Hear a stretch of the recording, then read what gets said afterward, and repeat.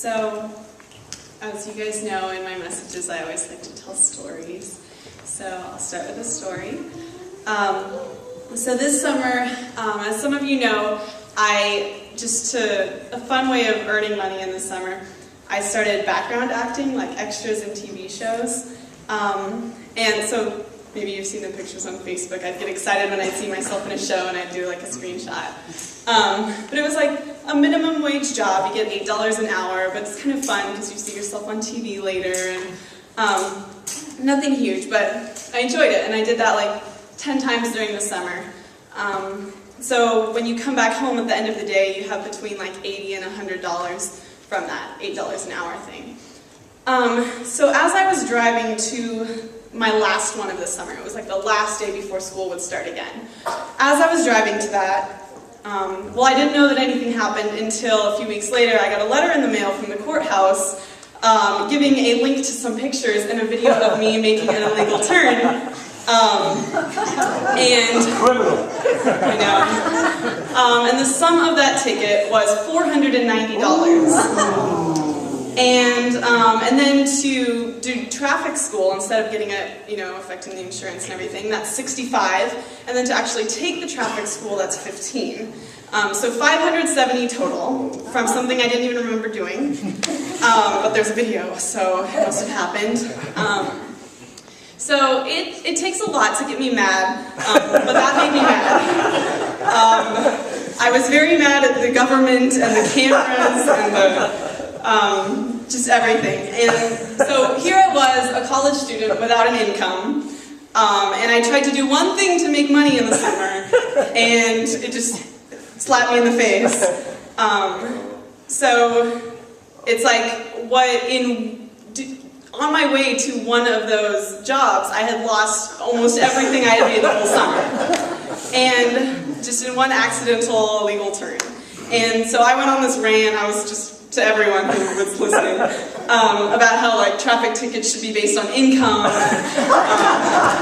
Bill Gates, if he did this would be easy, he could just throw it out, but I can't do that. And then my parents pointed out that, well, like, a lot of tickets are given to high school and college students, and they don't have income, so that wouldn't work, there wouldn't be so it's like, fine, whatever. But still, I still couldn't help it. I mean, I had gotten $100 for that job, and then there was like $10 taken off for the gas it took to get there, and then on top of that, I was expected to give another 10% tithe, another $10, and so that comes to me just earning $80 minus $500. So let's just say that week when the basket came around, I wasn't the most cheerful giver. Okay, one scripture I wanted to share with you guys is Joshua 23:8. It says, "But you are to hold fast to the Lord your God as you have until now." The translation I read, I'll read it, I like it better, in the CEV, it says, "Be faithful to the Lord as you have always been." And this was, I read some of the background, and Joshua was giving this farewell speech to all his people and giving them advice. And he's saying that there's these other people who might be doing bad stuff. They might be having false idols and this and that. But you need to stay faithful, so no matter what the people around you are doing. And I'm thinking that also applies to the circumstances that we're in. No matter if we're in good circumstances or bad circumstances, no matter how those change, be faithful to the Lord as you have always been.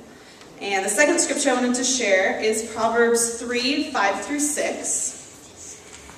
"Trust in the Lord with all your heart and lean not on your own understanding. And in all your ways acknowledge him, and he will make your path straight." I'll just end it there. And then the CEV version, which was what I was looking at, says, "With all your heart you must trust the Lord and not on your own judgment. Always let him lead you, and he will clear the road for you to follow." So I don't know what's, we never know what's going to happen next for us. We don't know if we're going to do an illegal U-turn. Or we don't know if we're going to be walking on the sidewalk and finding a $100 bill.